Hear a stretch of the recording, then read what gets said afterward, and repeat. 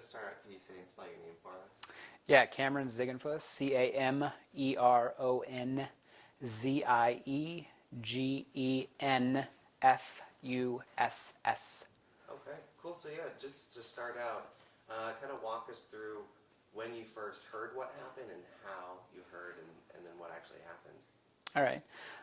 Friday, July 31st, I dropped my daughter off at daycare in the morning, Sprouting Minds Child Development Center on 156th and Maple. They go on daily field trips, so for the past 2 months, every single day they've been going on a field trip to one place or another. It was just a regular day. Didn't think anything about it. I dropped her off. About I want to say 4:15 in the afternoon, I got a call from my ex-wife, my daughter's mother, and she informed me that the daycare had just called her and told her that Adeline was left in the van when they returned from their field trip for that day.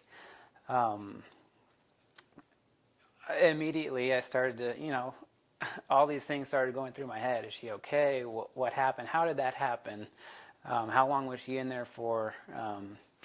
And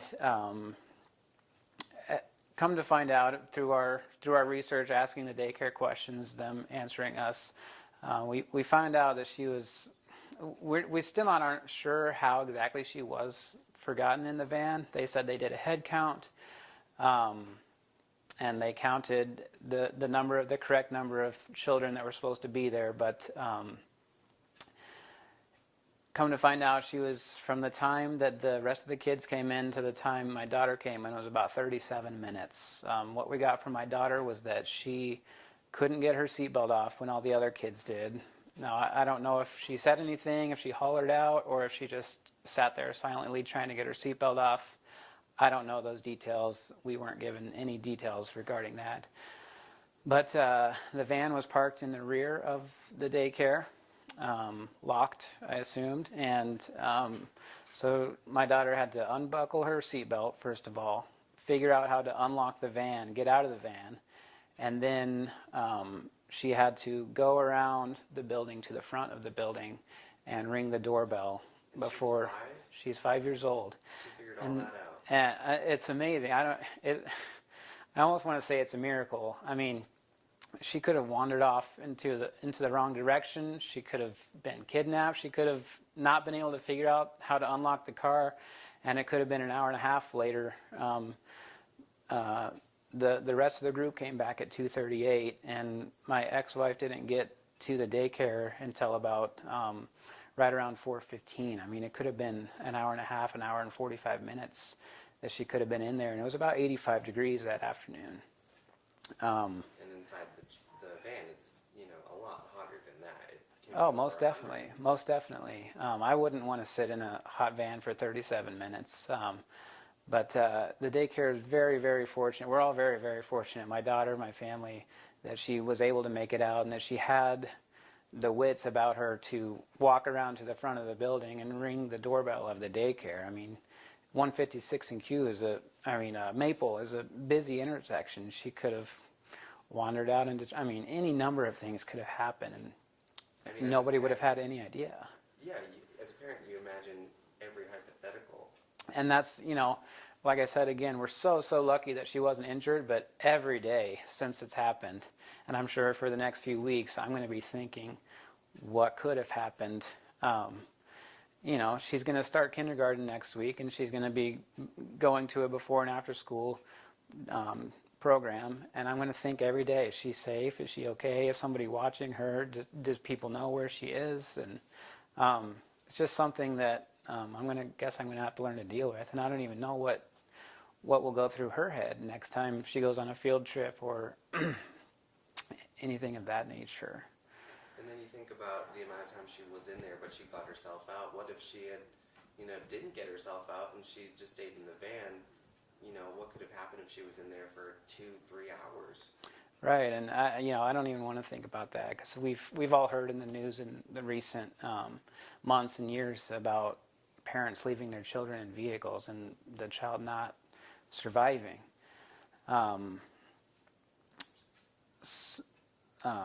one other thing I wanted to touch on. I don't want to necessarily call anybody out individually. I mean, it truly was an accident, but the way that the daycare handled it was just, to me, not very professional.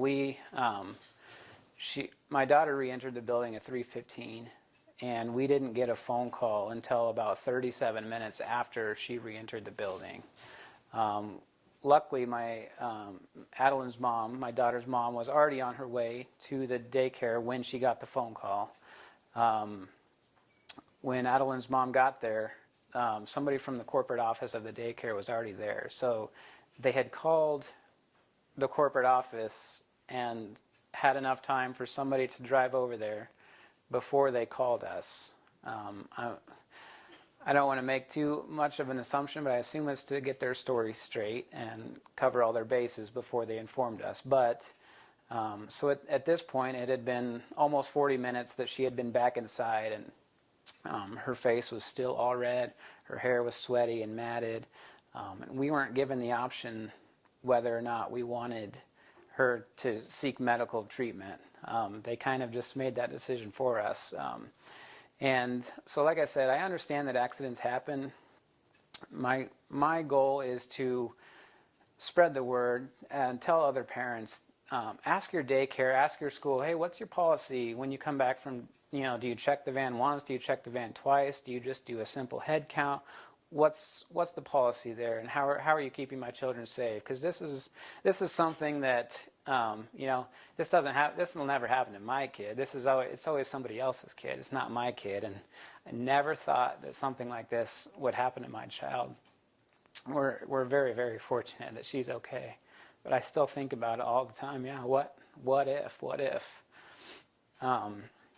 And just a note to other daycares and schools out there, if something does happen, as horrible as it is, you have to call the parents right away. I mean, you have to take ownership, you have to take responsibility, and deal with the consequences that come your way. I'm probably more upset about how it was handled than actually what happened, since she is okay. It wasn't handled in a very professional manner. I'm not very happy about it. Of course, we pulled her from the daycare as soon as we found out about it. She's not returning, so luckily she starts school next week and not next month.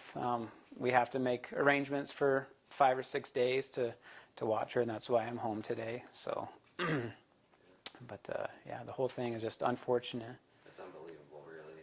Yeah. And did they say anything about, did they get her water or juice or anything right when she was... When she came back inside, they put wet towels on her head to try to cool her down as quickly as possible. But as far as I know, that's the only treatment she received. Again, we didn't receive the option to have her checked out or anything. Yeah, I mean, did you try to do any? I mean, as you're, first on as a parent, maybe could she be dehydrated or anything like that? Maybe this should have been. Going to the ER at least to get her checked out or something. Yeah, and like I said, if they would have called us right when it happened, yes, we would have said, even though she appears to be okay, she's talking, we'd like to get her checked out. But we weren't given that option. By the time we found out about what had happened, it had been almost 40 minutes since she'd been back inside. So, we assumed she was all right, and obviously we kept an eye on her that night and for the rest of the weekend, and she is okay. How did they explain how this even happened? I mean, how did they kind of tell you the story? They didn't really explain. They said that when they got back to the daycare, they parked the van just like always, and the kids got out. And they said they did a head count. And as far as I know, there was only one van, one group that day. They said that possibly another child had come over, which I don't see how it's possible since they were. I would assume they do the head count outside of the building. Again, I don't know their policy. I never asked, and that's why I want other parents to ask, because maybe they went back inside before they did the head count, and another kid was hanging out, and they counted him. How many kids are they dealing with? It's a fairly large daycare. It's a commercial daycare. The school agers are the only ones that go on the trip. I would guess maybe 15, but the whole daycare probably has 80 or 90 kids total. Well, wouldn't you hope? I mean, how many people are monitoring the 15 when they go out, are supervising? How many adults? I think just one. Really? I think one, maybe two. I mean, wouldn't you hope that those people, if they're taking 15 kids out, and this is a daily thing, you said they go on Right. field trips, Yes. that they know their names or they know their faces at least. Right, and you would think that even 15 or 20 minutes go by. Where's Adeline? I don't see Addie anywhere. Um, but I don't. I mean, I guess I just don't know. When you have that many kids, maybe you don't notice, which is kind of a really scary thing. I never thought about, a commercial daycare with 90 kids. Even if they have 10 or 11 people working there, it's hard to keep track of 90 children. So yeah, it's just something that never crossed my mind. It shouldn't happen to somebody like me. You never expect it to happen to someone like you. So. Yeah, or your kid. Right. All right. Well, is there anything else that you'd like to say about this that you feel that others might be able to take from